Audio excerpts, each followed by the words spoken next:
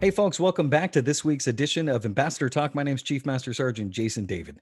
Today I have the absolute pleasure of hanging out with Tech Sergeant retired Ashleigh Bush. Welcome to the show today. How are you feeling? Thank you, sir. I'm doing great. Alaska's finally starting to melt some of that snow, so we're kind of enjoying it right now. So I'm playing Where in the World is Carmen Sandiego. Last week we interviewed our good friend Andre that's stationed out at Joint Base Pearl Harbor, Hickam, and you are enjoying what I think is cold, but it's not really. How is Alaska this time of year? Well, we did have a freak snowstorm, so it's not normal that we have as much snow as we did. Now it looks like we are pretty close to almost through breakup. I think today the high is supposed to be 55, so I'm actually starting to sweat in long sleeves. So this may need to be changed. So a couple of questions for you. As we have gone through week after week of interviewing ambassadors, I found that there's a common thread, right? And the common thread is that the folks that want to speak are internally motivated, right? They have a message that they'd like to share with others. And obviously, we're going to get to your message. But for the sake of the audience, we have to find out how you got here to begin with. So if you would be so kind, let us behind the curtain and know a little bit of your backstory. Oh, well, I've got 3 kids and a husband, all boys. And it's really hard being a parent in this day and age where you're trying to balance that social media aspect, the world today as it is, and then everything else that is happening and trying to teach them what's right. And I felt it was important that as much as I'm terrified to talk about my story and as hard as it was important that my kids knew that I want to help people. And it's not just about, I'm not going to hide behind my fear. It's okay to be scared, but do it anyway. Those are the things that are the most rewarding. So I appreciate your perspective. Also, I appreciate your bravery just in general. You know, you and I talked previously, and I kind of know a little bit more than most of the folks that are tuned in. So as you encountered the experiences of your life that were altering, that changed the course of who is Ashleigh Bush, um, let us know how you reacted to them and how you got onto a road to recovery. So again, a slightly deeper dive into your backstory. So I know it's super uncomfortable to talk about, but about 10, 12 years ago, I went on a joint mission, joint deployment to Eastern Europe, where I was raped by an individual that was working in the facility that where we were staying.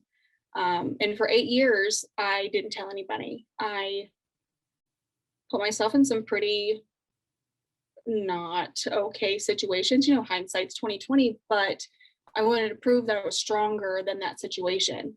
And I didn't want anybody to feel any type of anger or judgment or anything like that. I would rather just deal with it internally. I figured that was the best way. And then, like my therapist likes to say, avoidance is my favorite factor in everything. So I avoided it very well, I thought, for years. I had been married previously, it destroyed my marriage, destroyed me as an airman. My work started to decline as much as I wanted to be the best that I could at everything. I saw that there were some issues with the way I had been previously working to where I was after. A few years later, I got married. I had some kids, and postpartum depression kicked in and started to make me relive those moments years prior that I thought that I had done so well to beat down. Um, But it's hard. it's very hard, and nobody tells you that. No, you were assaulted, right? And so there was no actual recovery for you because as we sometimes do, not just in the military, but as a society, we try to minimalize it ourselves so that we don't get hurt even more so than the actual impact of the event. And so as you found that this was coming back, right, at the Mhm. forefront of your mind, how did you deal with this? Not well. Here I am having 2 young sons, and I took on as a parent for my husband's son from a previous marriage. Um, Now I'm responsible for three men in my life, that now I have to teach them something very important, that no means no. When I myself, in a situation that I couldn't handle, in the moment, I froze, didn't scream, didn't yell, didn't fight back. And I always thought it was stronger than that. So, how do I teach my children this? So, that became a really hard moment in my life, to switch that gear from victim. And I don't like that word. I've tried so long, for as long as I can remember, to avoid that word because I don't feel that way, but to accept it for what it is and to teach these new young men coming up in this day and age what it means, and how to not make somebody a victim, and that no means no, and what situations are okay and what are not. And that was one of those moments of realization that I started to get angry, and at the world in general. It wasn't anything specific. I was just angry. And my husband was the only person that has ever known what had happened to me for years, for 8 years. And finally, one day, he's like, I'm taking you to mental health. You can't do this on your own anymore. And these kids need their mom.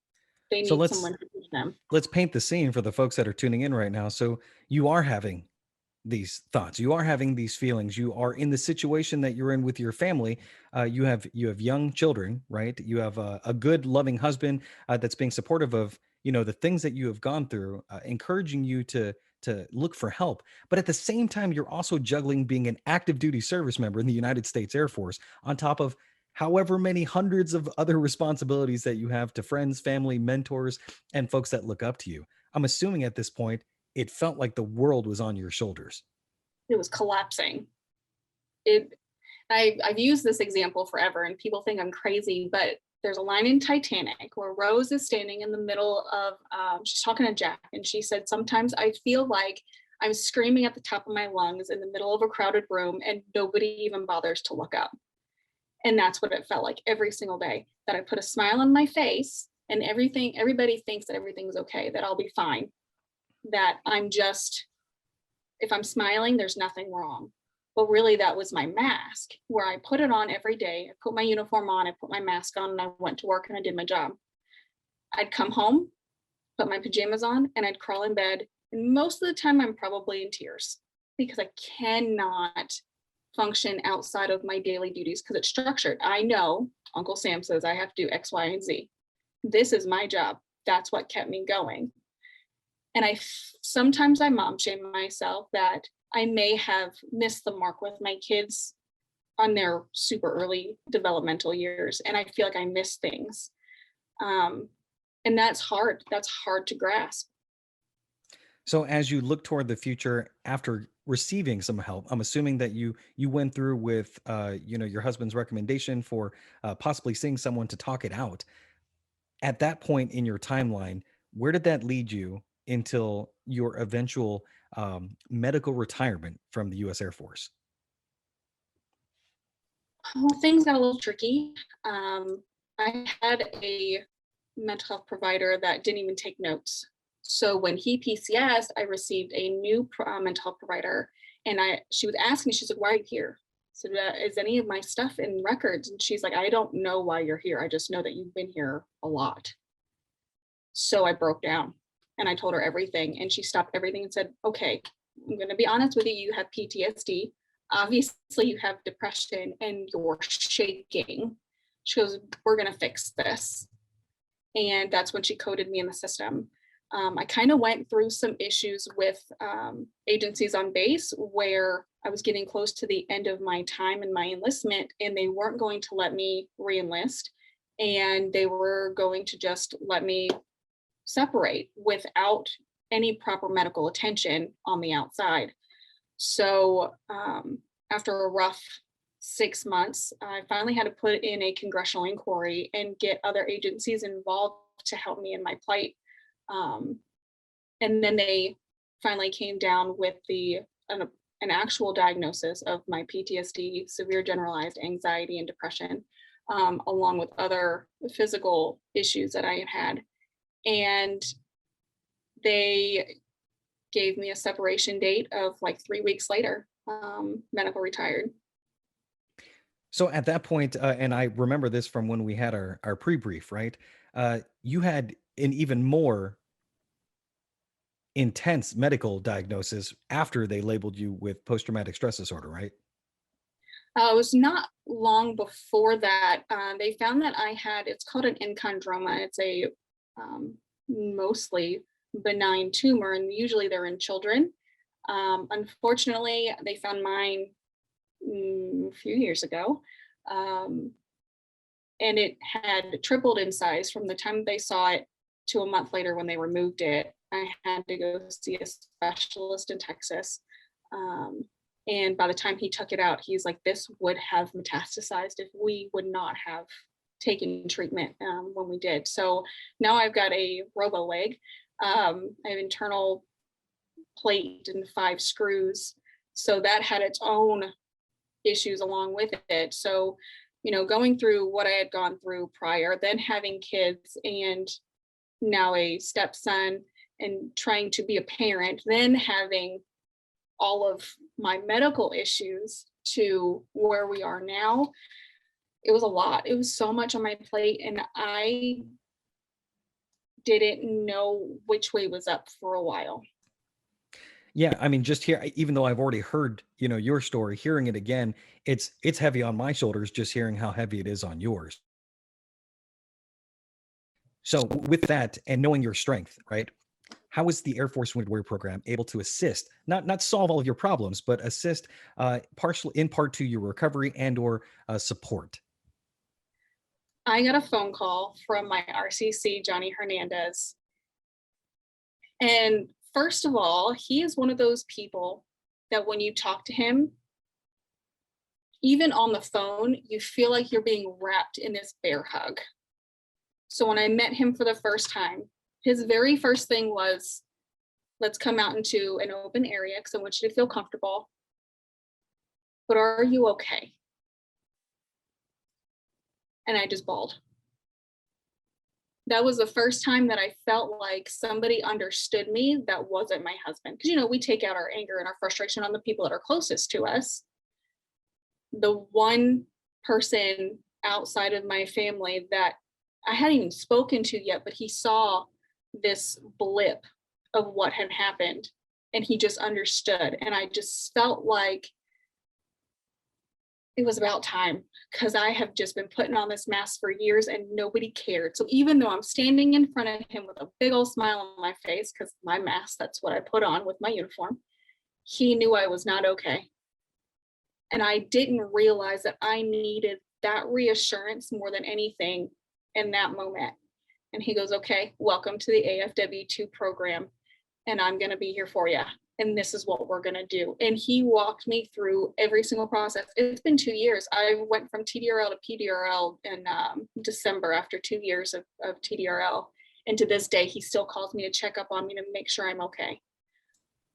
After that, being put into AFW2, I got a phone call and like, Johnny's, hey, we're going to put you into this care event. I want you to go. It's in Hawaii.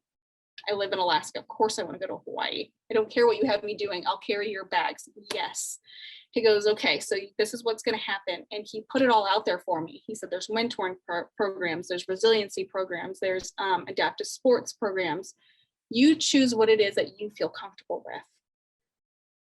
I was not ready for the amount of love and support from the program that I got when I walked in that door. All of the individuals that work for AFW2, they insisted on hugs. And it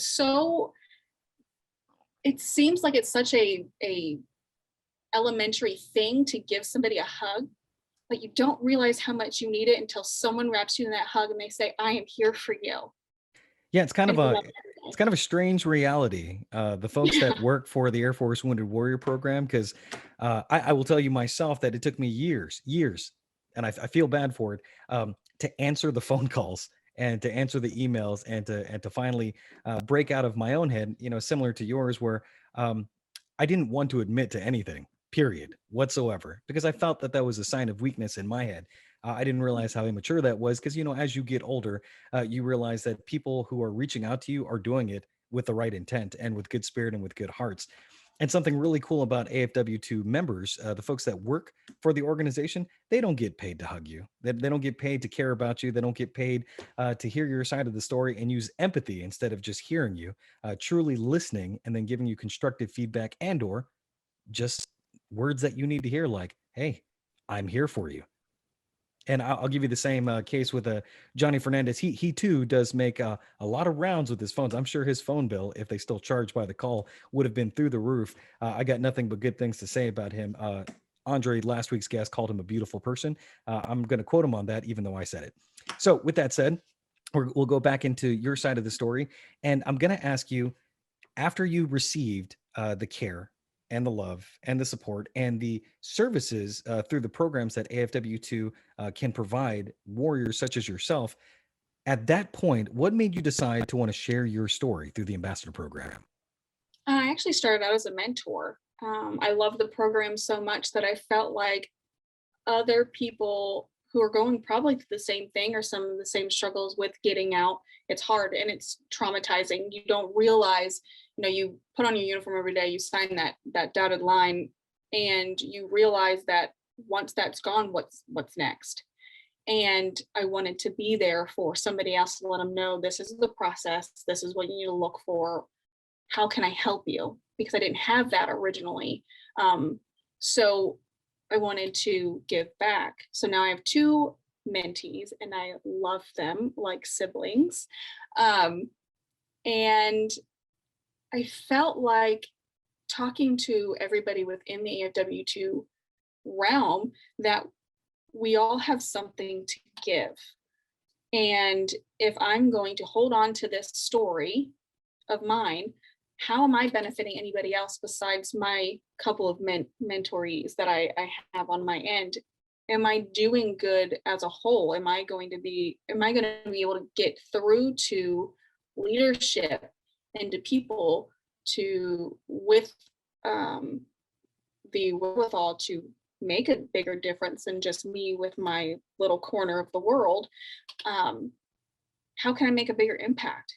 Because it's not just about me anymore. It's about the bigger picture. Because there's so many people out there that have experienced some horrific things that they feel like they're alone, and they feel like they're pigeonholed because leadership. They don't feel like the leadership's there, or they don't feel like anybody's going to understand them, or they don't want to listen, or what have you.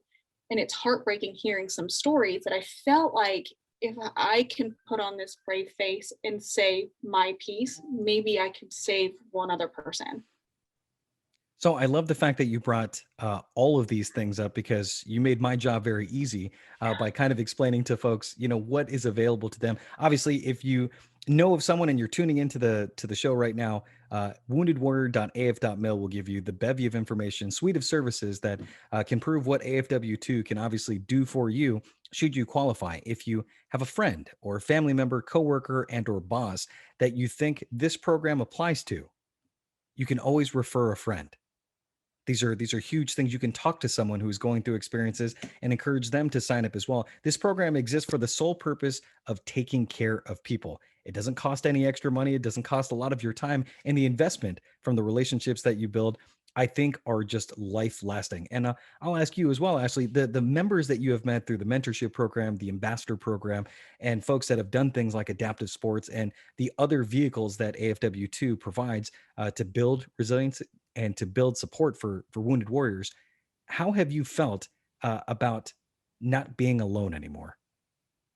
I like to say that we're beautifully broken, um, because we all kind of commiserate over these things that have happened to us.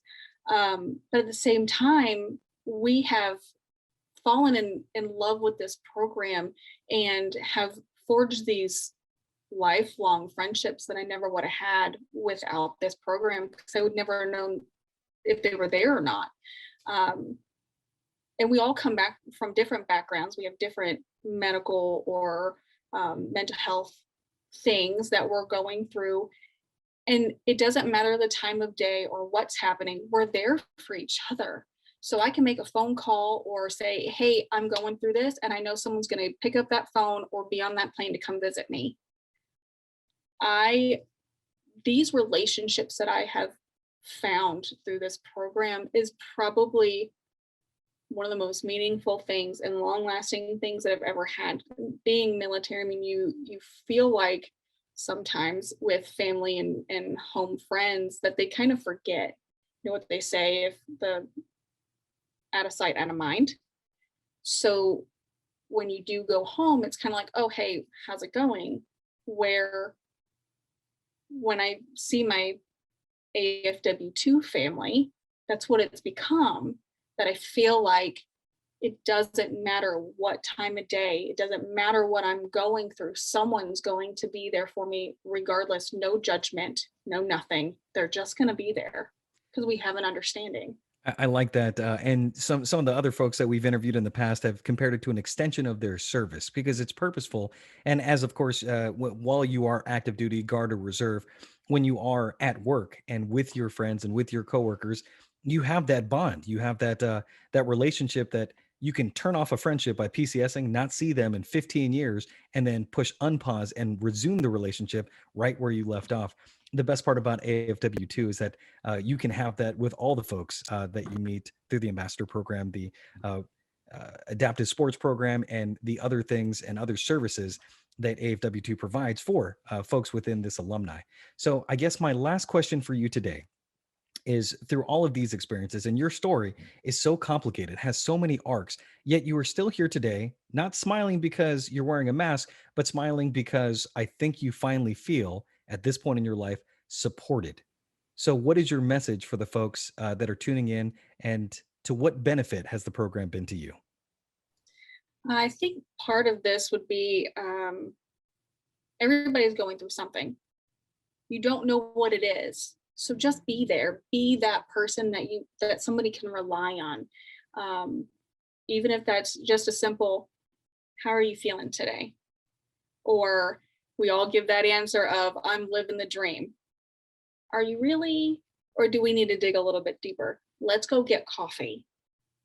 Be there. It could be the smallest thing, but you can make the biggest difference in somebody's life. Um, this program, it's more than just a program.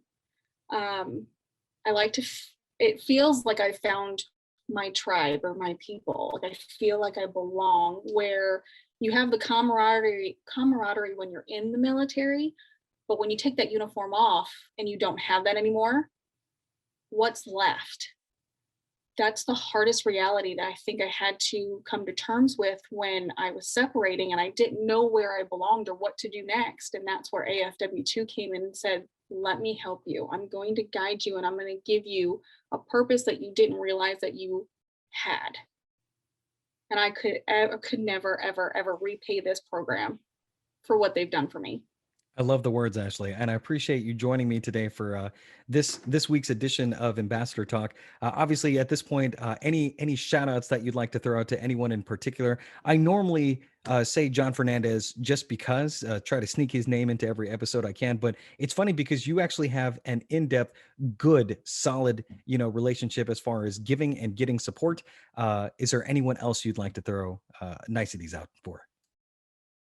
Just the AFW2 as a whole, the ambassadors, the mentors, the warriors themselves, anybody that's looking into the program, um, thank you. Thank you for being the shoulder that I could cry on when I needed it. Thank you for answering that phone when I had no one else to turn to, when I felt like nobody understood. Thank you for picking me up when I was down. Um, there's so much, there's not one person in particular that I could just reach out and say, you are the person, because all of you are. And it takes a village, and this is the village. And I found my tribe. Most appreciate your message and your words today. It was a pleasure to speak to you on today's show. Obviously, we'll stay in contact as time goes on. But for folks that are tuning in today, if you are interested in any of the services and or programs that the Air Force Wounded Warrior Program can do for you, head over to www.woundedwarrior.af.mil. My name's Jason David. We'll catch you guys next week.